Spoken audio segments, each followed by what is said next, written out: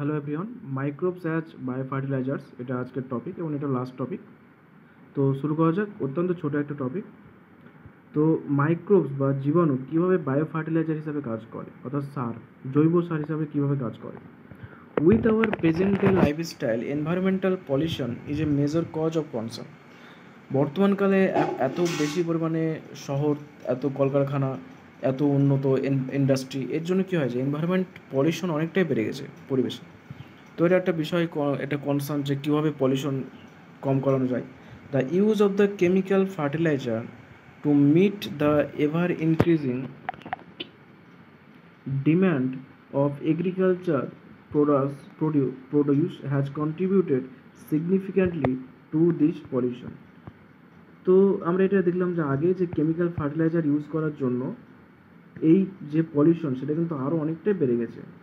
কারণ এগ্রিকালচারে বেড়ে যাচ্ছে, যত বেশি মানুষের সংখ্যা বাড়ছে তত বেশি এগ্রিকালচার দরকার, তত বেশি খাবার দরকার। আর এখন এত বেশি দূষণ, যে কেমিক্যাল ফার্টিলাইজার ইউজ করার ফলে সেই দূষণটা আরও বেড়ে যাচ্ছে।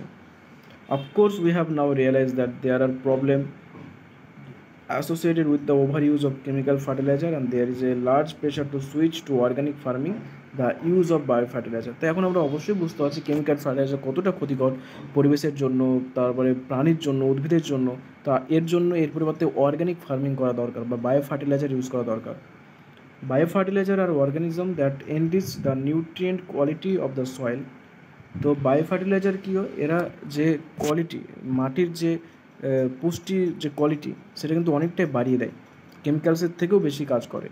The main source of bio fertiliser are bacteria, fungi, cyanobacteria. মানে বায়ো ফার্টিলাইজার কীভাবে তৈরি হচ্ছে, ব্যাকটেরিয়া থেকে, ফানজাই থেকে, সায়ানোব্যাকটেরিয়া থেকে। তো আমরা যখন গোবর গ্যাস ইমপ্ল্যান্টেশন দেখেছিলাম, বায়োগ্যাস ইমপ্ল্যান্টেশন, তখন এই গোবর গ্যাস যখন ফার্মেন্টেশন হয়ে যায়, তা অ্যানারোবিক রেসপিরেশন হয়ে যায়, তারপরে যেটা পড়ে থাকে সেটা কিন্তু সেখান থেকে সার হিসেবে ব্যবহৃত হয়। তো সেটা ব্যাকটেরিয়ার মাধ্যমে হয়েছিল। You have studied about the nodules on the root of leguminous plant formed by the symbiotic association of rhizobium. তো আমরা পড়েছি যে রাইজোবিয়ামের ক্ষেত্রে কী থাকে, এদের মূলে সিম্বায়োটিক অ্যাসোসিয়েশন থাকে, ব্যাকটেরিয়ার সঙ্গে ফানজাই একত্রে থাকে এর মূলে। এটা হচ্ছে লিগুমিনাস প্ল্যান্ট একটা। This bacteria fix atmospheric nitrogen into organic form which is used by the plant as nutrient. তো এই রাইজোবিয়াম কী করে, যে এটা বাতাসের যে নাইট্রোজেন সেটাকে গ্রহণ করে, সেটাকে নিজের মধ্যে আত্মীকরণ করে। Other bacteria can fix atmospheric nitrogen while free living in the soil, যেমন অ্যাজোস্পাইরেলাম, অ্যাজোটোব্যাক্টার, দাস এনজিরিং the nitrogen content of the soil. এছাড়া আরও অন্যান্য কিছু ব্যাকটেরিয়া আছে, ফ্রিলি লিভিং ব্যাকটেরিয়া, অ্যাটমসফিয়ারিক নাইট্রোজেনকে যারা ফিক্স করতে পারে, যারা নিজেদের বডির মধ্যে আত্মীকরণ করতে পারে, অ্যাবজর্ব করতে পারে। বিভিন্ন উপায় আছে, পদ্ধতি আছে, যেমন অ্যাজোস্পাইরেলাম, অ্যাজোটোব্যাক্টার।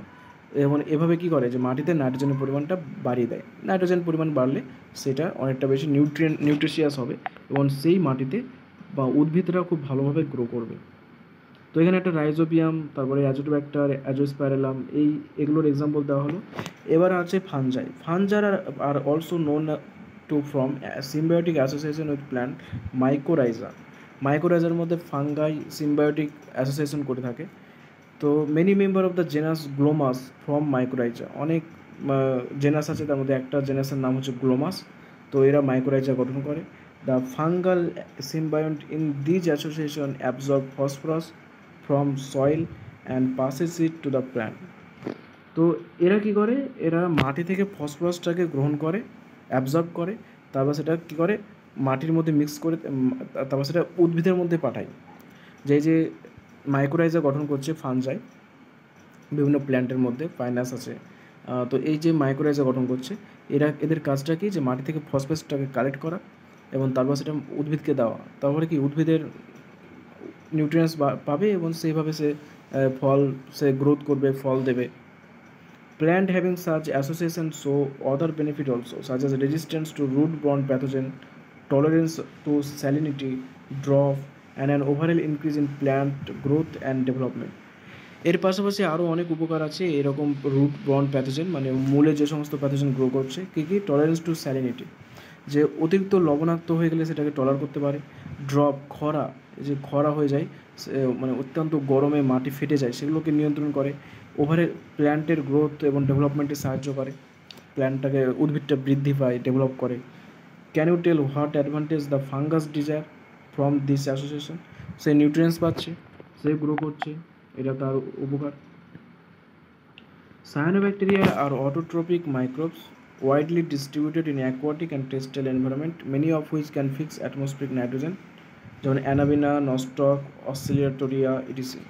সায়ানোব্যাকটেরিয়া হচ্ছে অটোট্রপিক মাইক্রোবস, মানে নিজেই নিজেকে নিয়ন্ত্রণ করে, যেটা উদ্ভিদ যেটা জলভূমি এবং স্থলভূমি দুটো জায়গাতেই পাওয়া যায়, যেটা বাতাসের নাইট্রোজেনকে ফিক্স করতে পারে। এক্সাম্পল কিছু সায়ানোব্যাকটেরিয়া দেওয়া আছে, যেমন anabaena, nostoc, oscillatoria. In paddy fields, মানে ধানের জমিতে cyanobacteria serve as important biofertilizer. Cyanobacteria খুব একটা ভালো জৈব সার হিসাবে কাজ করে। Blue green algae also add organic matter to the soil. তাছাড়া ব্লু গ্রিন অ্যালগি আছে, যেটাও মাটিতে অর্গানিক ম্যাটার অ্যাড করে অ্যান্ড ইনক্রিজ ইটস ফার্টিলিটি, এবং তার ফার্টিলিটিটাকে বাড়িয়ে দেয়। Currently in our country, a number of biofertilizers are available commercially in the market, and farmers use these regularly in their field to replenish soil nutrients and to reduce dependence of chemical fertilizer.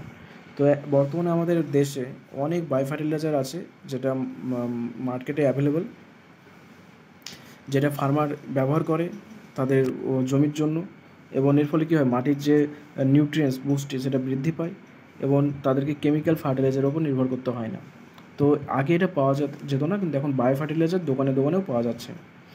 তো bio fertiliser হিসাবে কীভাবে কাজ করছে microbes, সেটা দেখলাম। এখানে অনেক মানে জীবাণু মাইক্রোবস যে কত উপকার, কত রকমভাবে উপকার করছে, এই চ্যাপ্টারে সেটা পড়লাম, যে মাইক্রোবস শুধু ক্ষতি করে না, তার সঙ্গে সঙ্গে অনেক উপকারও করে থাকে পরিবেশের। তো এগুলো পড়লাম। এই চ্যাপ্টারে অনেক এক্সাম্পল আছে, অনেক নতুন নতুন জিনিস আছে, অনেক ব্যাকটেরিয়ার নাম আছে, ভাইরাসের নাম আছে, মাইক্রোবসের নাম আছে, তাদের কাজ আছে, যেটা একটু মনে রাখা টাফ, বারবার প্র্যাকটিস করতে হবে। আর প্র্যাকটিস করতে করতে তোমাদের অবশ্যই মনে থাকবে। আমাদেরও মনে হয়ে গেছিলো সমস্ত কিছু। তো তোমরা ভালো করে বারবার পড়বে, লিখে লিখে প্র্যাকটিস করবে। তো তোমরা এভাবে ভিডিওগুলো দেখতে থাকো, ভিডিওটিকে লাইক করো, চ্যানেলটিকে সাবস্ক্রাইব করো, তোমাদের বন্ধুদের মধ্যে শেয়ার করো, আর ভালো লাগলে অবশ্যই কমেন্টে জানাও, কোনো সমস্যা থাকলে সেটাও কমেন্টে জানাও, আর পরে কী চ্যাপ্টার দরকার সেটাও অবশ্যই কমেন্টে জানাও। তো থ্যাঙ্কস টু এভরিওয়ান ভিডিওগুলো দেখার জন্য।